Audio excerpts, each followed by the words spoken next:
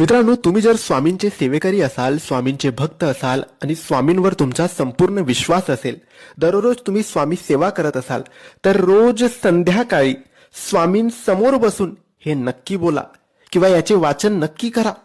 मित्रांनो, आपण दररोज सकाळ संध्याकाळ स्वामींची सेवा करतो, देवघरात देवपूजा करतो, अनेको सेवा मंत्रजप स्तोत्र वाचन करतो. त्यामध्येच आपल्याला हे स्तोत्र वाचायचे आहे.